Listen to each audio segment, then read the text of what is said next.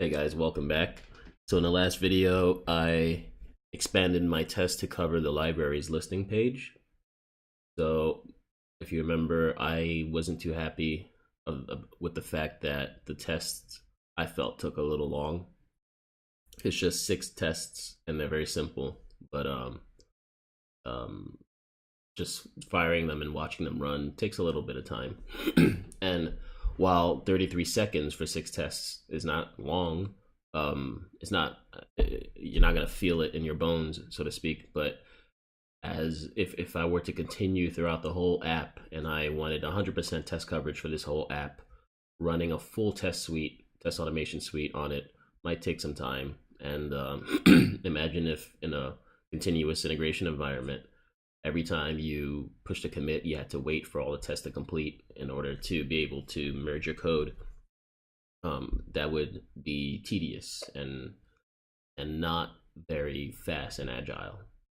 So I wanted to check something, and that is, what if, like, how can we speed up these tests? What if I used a headless browser instead of the real browser, real physical browser? So a headless browser is let me just try to bring up the doc here. Not doing it for some reason. There you go. So I have this real browser. Every time I fired a test, right, this whole browser would spin up, and you might think that that takes some time, and if you could somehow perform all the actions in these methods without actually spinning up this whole browser, you would save some time. So for a long time, people would use something called PhantomJS, which is a headless browser, and a headless browser is just a normal web browser without the GUI, the user interface. And for a long time, people use PhantomJS, but PhantomJS now is no longer being actively maintained because of Headless Chrome. And Headless Chrome is just the Chrome browser without the GUI. So in order to start using Headless Chrome, you just need to basically be using the latest version of Chrome, maybe update your Chrome driver, and that's about it. You can start immediately. So I just want to show you guys something by doing this. Headless browsers are not necessarily faster than physical browsers, because headless browsers are still physical browsers, but they just do not have the user interface painted on your screen. So what I recommend is that you guys, well, okay, let me just start the test. I'm just gonna start the test. So here, in order to start with Headless Chrome, this is all you need to do. The way I build my driver here, let me close this. The way I'm building my driver is that I add arguments to the Chrome options. And so WebDriver Builder, then you set Chrome options for browser Chrome and then build it. So so I require Chrome here, require Selenium WebDriver Chrome, and then you can set the Chrome options. And I'm going to add an option. Add arguments, and I'm just going to say headless. So first, this was the test that I ran in the last video. First, I'm going to perform the test the normal way. I'm not going to start it full screen. And I'm just going to run these tests, and let's see how long it takes to run.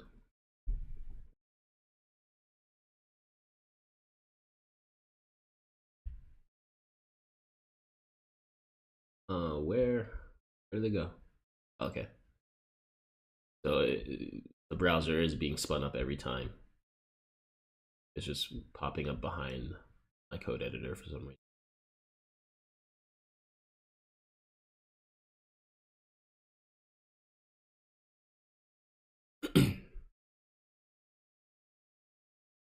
So it ran through the homepage scenarios. Now it's running through the library listing scenarios.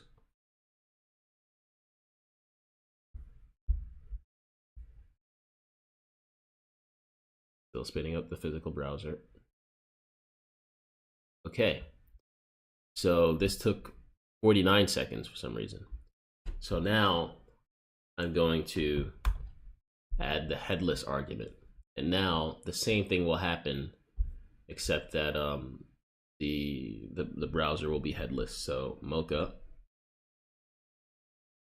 So now, even though you can see here that the browser is like that it started, you can't actually see it on the screen. It's not painting the browser to your screen.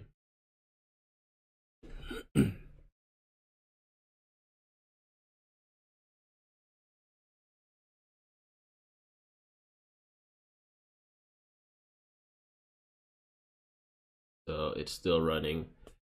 27 seconds. That was actually considerably faster. Let me run this again.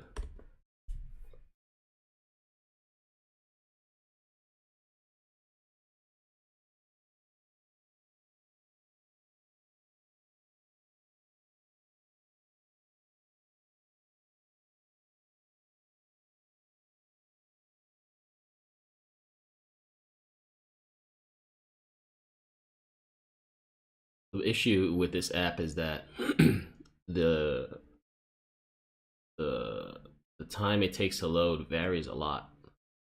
And okay, 32 seconds. So, and one last test without the headless flag.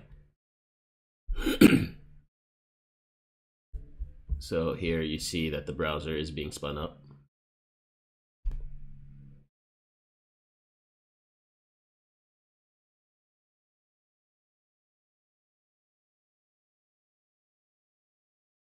And that last test took 10 seconds.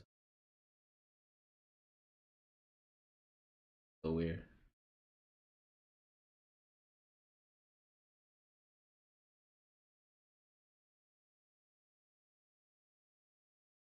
Okay, but look, with the physical browser, it took roughly the same time, 33 seconds, right? So initially there was a performance gain.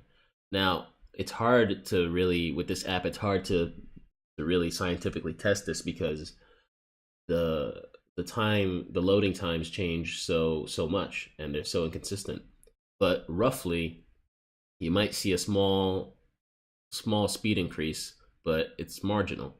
And it seems like also, and that might be an issue with Chrome driver, I'm not really sure, but a lot of times if you don't run a test for a while, you just spin it up, it'll be slow initially, and then it like warms up a bit and it starts running tests at like a stable rate, at a stable speed. So as you can see, the headless version took 32 seconds, the non-headless version 33 seconds, and who knows, there may be some test runs where the headless version might be slower than the actual GUI version, right? And why is that? Well, the idea that a headless browser would be faster doesn't make a lot of sense to me, because the main thing, because basically a headless browser is the same thing as a real browser. It still has to host the rendering engine, the browser engine, the JavaScript compilers. It still has to perform all these complex operations, and it has to submit network requests to servers, etc. And these are the things that take time. A headless browser still has to communicate over the network to a server, and this is probably what takes the most time in loading it in testing an app, which is actually loading an app through a network connection. So if you're doing it that way, so that's because that's the main thing that can slow your test down.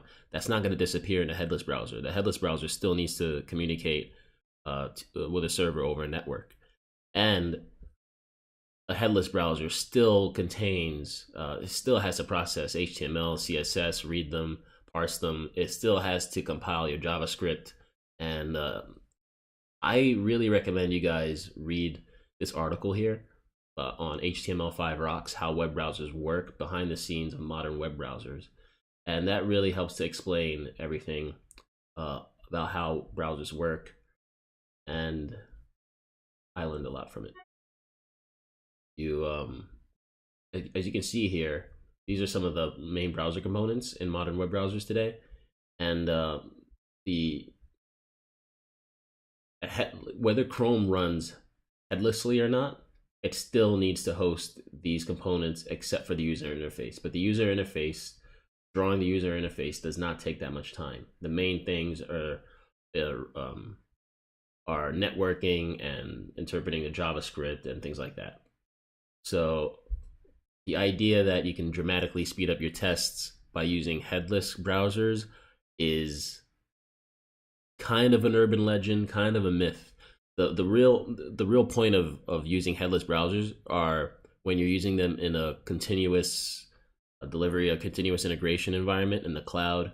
If you're using something like Circle CI or Jenkins or whatever, then when you're running these things on remote servers that are not necessarily you're not actually spinning up a test on Mac OS or on Windows, then it's better to just have a headless browser that can do these things for you, and instead of actually having to spin up a physical browser, it's unnecessary. And if you have thousands and thousands of tests that are going to run remotely like that, then having a headless browser might actually lead to some performance gains, but most of the time, not really. Okay. However, just because it's better anyway, I'm going to have my tests run headlessly, and then I'm going to leave this here, but comment it out the full screen. The thing with headless browsers is that you can also take screenshots. You can still take screenshots of the website under test. And actually, I might do that in another video. I'll run tests with screenshots and see how that works. But so when it comes to speed optimization for the tests, I just switched from Chrome to Chrome headless. It's not really sure whether there were actually any speed gains, but it's easier on my system, on my Mac, to just run the browser headlessly. It won't interfere with any other operations I'm doing on my computer, so I'm gonna run it headlessly from now on. So thanks for watching this video. In the next video, I'm going to try to come up with another way to speed up these tests, and that will be by running the tests in parallel. See you in the next video. Bye.